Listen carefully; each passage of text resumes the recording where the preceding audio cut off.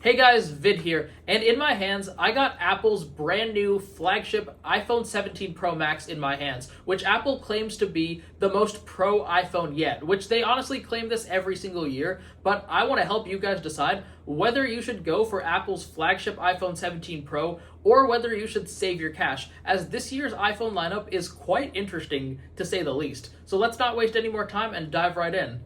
This year's iPhone launch is different from the launches of the previous years. Now, we typically do get two models. A base model, which is for those who just want to use their iPhone for basic iPhone things, the casual iPhone users, and the Pro model, which is for those who want the best iPhone experience possible, or if you're just a tech enthusiast like me who wants the best of the best. Now, this year, our third edition is the iPhone Air. This thing is incredibly thin. It is Apple's most futuristic looking iPhone to date. Now, with the addition of the iPhone Air, which does also share many of the same features of the 17 and 17 Pro, they were really able to dial up what the Pro model is this year. Now, I'm going to get into that in a bit, but I'm also not really going to talk too much about the iPhone Air. If you guys want to see me review that on the channel, comment below.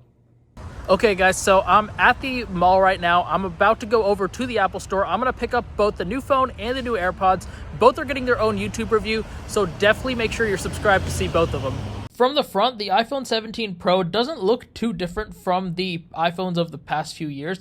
Our first look at Cosmic Orange, this isn't really my favorite color. However, it's definitely the most popular when I went to pick up my phone. The iPhone Air is definitely the nicest to hold in the hand. It's insanely thin. You gotta check this out in person. However, it does have some compromises, the biggest one being that single lens camera. This year's iPhone 17 base model is drastically improved, and in terms of the colors, I think the regular 17 definitely has the best lineup of colors out of all these iPhones. Okay guys, so I just got out of the Apple store, and yes, I got it. I got the 17 Pro Max silver color, and I also got myself a pair of the AirPods Pro 3s. It's been a pretty busy night so far. I just got home, and I'm just way too excited. I want to get into this unboxing ASAP. Now, this unboxing is going to be a really special one, as this is the first time that I'm going to be unboxing these devices at my updated desk setup. Now, if you guys are watching some of my short form videos, whether they're on here or on TikTok or Reels, you know that I updated my desk setup all the way back in June, and I love this setup even more than my previous desk setup, which was also pretty good,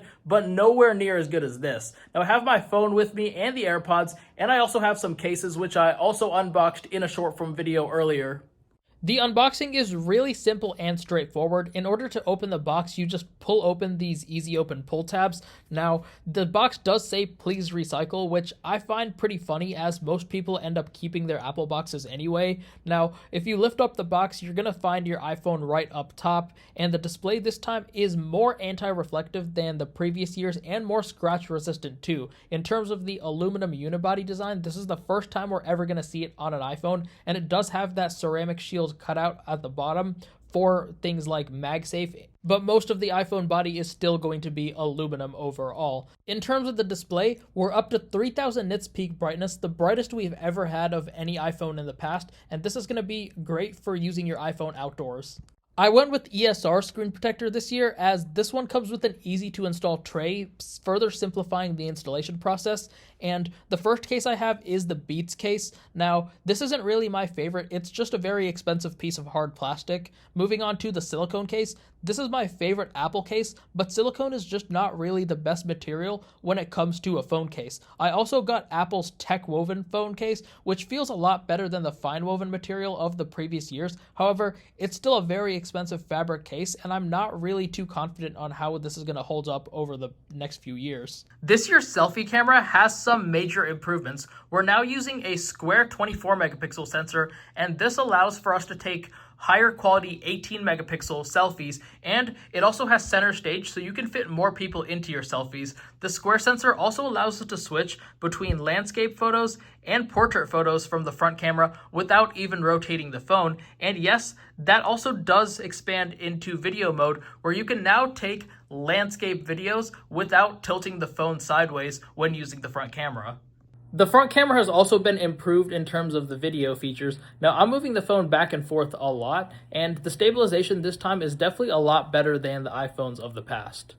Trying out the dual capture feature right now. This I find really cool. I can talk to the camera and you can see me talking, but I can also show you guys what I'm eating right now. And this feature I'm going to be using a lot in future videos. Okay, guys, so I'm outside testing out the camera. And yes, once again, I am using those AirPods as my mic and I'm using the dual capture feature as you see. Now, as I said in my TikTok video, this is going to be great for vlogging. And I started off doing vlogs when I first started making YouTube videos. I kind of took a break, kind of transitioned over to the tech videos. However, with this feature, I think that this is going to be a game changer for vlogs. Now, if you guys remember Be Real about 3 years ago, it would let you take a picture that shows what you're doing with the back camera as well as what you're doing with the front camera.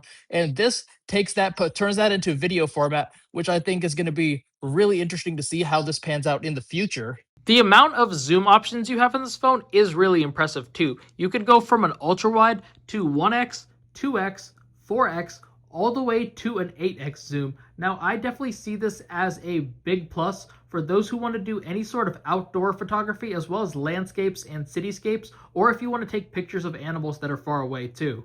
With the improved camera, this is a perfect opportunity for me to get more into photography. Now, I do a lot of video content, but I have been lacking in terms of that photo content, so this is a good excuse for me to get into that. I took some random pictures as I showed you, so let me know what you guys think about my pictures. Every year, Apple likes to claim that their most recent iPhone has the best battery life of any iPhone yet, and while that is very much the case because of improvements with each iPhone, such as them putting bigger batteries and more efficient chips, it becomes better and better every single year.